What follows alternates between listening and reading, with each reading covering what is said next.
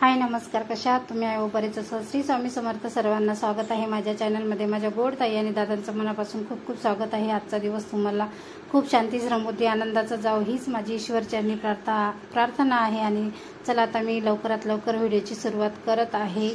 आणि बघा, मी एक प्लेट घेतलेली होती डिश आणि ते पेपरवर उघडे ठेवलेली, त्याने आकार आखून घेतला आणि पेपरवरचा मधला गोल आकार जो आहे, गोल आकार आखलेला जो आहे तो वाटीने आखून घेतलेला आहे गोल आकार.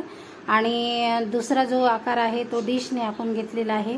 आणि दोन त्या गोलच्या मध्ये फूल काढलेला आहे.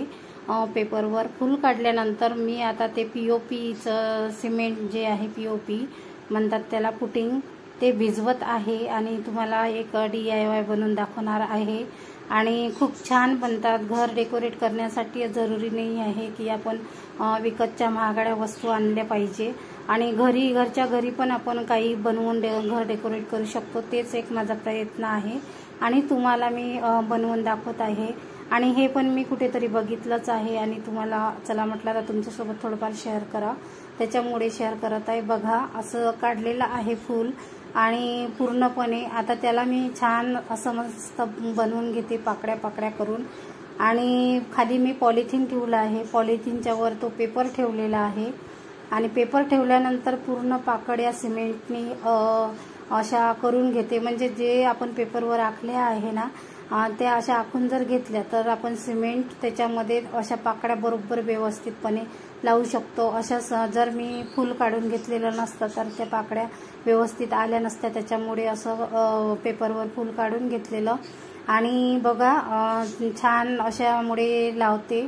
असं करून लावलं ना, पूर्ण जेवढ्या आहे आपल्या बसते त्याच्यामध्ये तेवढ्या लावून घ्यायच्या आणि इतकं सुंदर दिसतात हे पूर्ण झाल्यानंतर. आता तुम्ही बघालच. आणि मला पण असं काही ना काही म्हणजे घरच्या घरी करायला वगैरे आवडतात, पण आता कसं कामामुळे थोडाफार वेळ राहत नाही तर थोडं माघार घेते मी. पण तरी पण म्हटलं हे मला खूप आवडलेलं होतं आणि जास्त म्हणजे बनवायला वेळ नाही लागला मला, अर्धा तास वगैरेच लागला बनवायसाठी.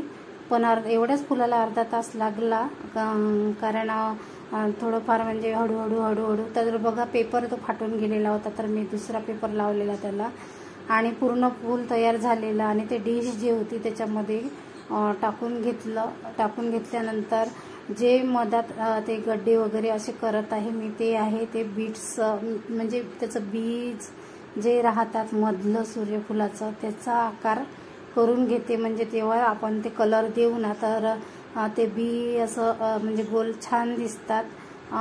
सूर्यफुलामध्ये नाही का असं बी राहते, बियांचा आकार असाच पडलेला असते जेव्हा कलर देऊ तेव्हा, बघाल तुम्ही. आणि झालं बनवून झाल्यानंतर ते 2 दिवस वाळायलाच लागले त्याला, कारण ही पण प्रोसिजर एका दिवसाची नाही आहे. वाळायला थोडाफार वेळ लागतात, कारण नंतर आपण हे करत होते ना, तुटते तर तुटून जाते ते लवकर जर केलं तर मी त्याचा पेपर वगैरे पूर्ण काढून घेतलेला. बघा किती छान झालेला. आता त्याला लटकवासाठी आपल्याला हे असं लावून घ्यायचं आहे. तर मी एक दोरी घेतलेली आहे माझ्याजवळ, म्हणजे असं काही होतं नाही, म्हणजे कडी वगैरे एखादी होती नाही, तर चला म्हटलं दोरीचंही हे करून पाव. तर त्याला दोरी लावली. दोरी लावल्यानंतर जसं आता ते पुन्हा मी भिजवलं, पुटिंग भिजवल्यानंतर ते पुन्हा अशी पोळी केली हातावर पोळी केल्यानंतर त्याला अशी मस्त लावून दिली, बघू शकता. आणि लावल्यानंतर ते पुन्हा वाळू द्यायचं आहे आपल्याला आणि नंतर कलर करायचा आहे. आणि पूर्ण वाळून झाल्यानंतर त्याला पण अजून 1 दिवस वगैरे लागलाच वाळायला. आणि छान असं अटकवता येते गॅलरीमध्ये म्हणा, कुठे म्हणा. आणि तुम्हाला आता म्हणजे पूर्ण रंगूनही घेतलेलं आहे मी. रंगवल्यानंतर आता घाई झालेली, तर चला तुम्हाला एवढं व्यवस्थित रंगवाचं झालं नाही. आणि कलर जो आहे तो एवढा नाही झाला, कारण माझ्याकडे कलर होतेच नाही परफेक्ट त्याचे, तर त्याच्यामुळे असेच कलर लावलेले मी. पण नक्की जमलं का ते नक्की सांगा आणि छान असं गॅलरीमध्ये अटकून दे.